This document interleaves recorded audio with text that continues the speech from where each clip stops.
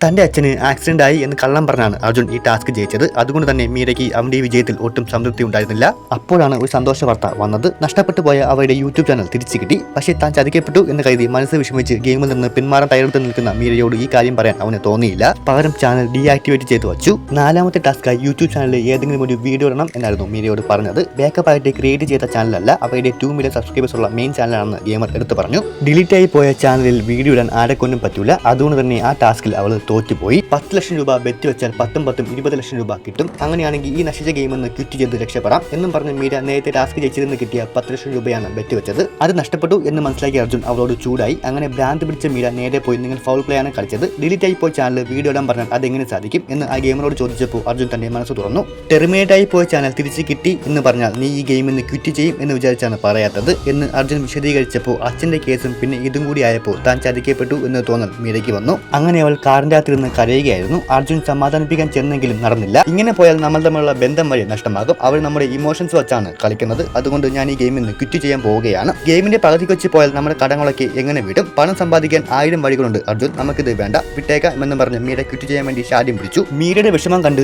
അർജുൻ പോയി ആ റെഡ് ബട്ടണിൽ ഞെക്കി. അപ്പോൾ congratulations Meera, you win the task എന്നും പറഞ്ഞ് എഴുതി കാണിച്ചു. തനിക്കിട്ട് പണിഞ്ഞത് കൊണ്ട് മീര അർജുന് കൊടുത്ത ഒരു പണിയായിരുന്നു അത്. നിനക്ക് നല്ലതുപോലെ അഭിനയിക്കാൻ അറിയാമല്ലോ എന്ന് പറഞ്ഞ് വിഷമിച്ച് അർജുൻ അങ്ങ് പോയി. ഈ സങ്കടങ്ങളൊക്കെ ഉള്ളിൽ കിടന്ന് അത് വലിയൊരു തലവേദനയായിട്ട് മാറി. അങ്ങനെ അവൻ കുഴഞ്ഞു വീഴുകയും ചെയ്തു. ജീവന് വേണ്ടി അവൻ കിടന്ന് പിടയ്ക്കുന്നത് കണ്ട മീര എടുത്ത് ഹോസ്പിറ്റലിലേക്ക് കൊണ്ടുപോകാൻ ശ്രമിച്ചു. പക്ഷെ അത് അവന്റെ വെറും കള്ളത്തരം മാത്രമായിരുന്നു. ഞാൻ ഇനി ഈ ഗെയിമിന് ഇടയ്ക്ക് വെച്ച് എങ്ങാനും അറ്റാക്ക് വന്ന് വീണാൽ നീ എന്നെ എടുത്തുകൊണ്ട് പോകുമോ അതോ ഉപേക്ഷിക്കോ എന്ന് ചെക്ക് ചെയ്യാൻ വേണ്ടിയുള്ള ടെസ്റ്റിംഗ് ആയിരുന്നു ഇപ്പോൾ നടന്നത്. ടാസ്ക് ജയിക്കാൻ വേണ്ടിയുള്ള മീരയുടെ ഈ സ്വഭാവ മാറ്റം കണ്ടപ്പോൾ അർജുന് എന്തോ വശപ്പശക് തോന്നി. അങ്ങനെ പങ്കാളിയുടെ പാസ്റ്റ് അറിയാൻ പറ്റുന്ന ആ റെഡ് ബോക്സിന്റെ ഉപയോഗം അവന്റെ മനസ്സിലേക്ക് വന്നു. ഒട്ടും വൈകിക്കാതെ തന്നെ അർജുൻ അതിൽ ഞെക്കി. താൻ കാണിച്ചതിന്റെ പകുതി സ്നേഹം പോലും ഇവന് തന്നോട് ഇല്ലായിരുന്നോ എന്ന് അത് കണ്ടപ്പോൾ മീരയ്ക്ക് തോന്നി. പങ്കാളിയുടെ പാസ്റ്റ് കണ്ടുപിടിക്കാൻ വേണ്ടി അവർക്കിപ്പോ അവരുടെ പാർട്ണറിനെ കുറിച്ച് എന്തൊക്കെ അറിയാമെന്ന് ടെസ്റ്റ് ചെയ്യാൻ ആ ഗെയിമർ ഒരു ടാസ്ക് കൊടുത്തു.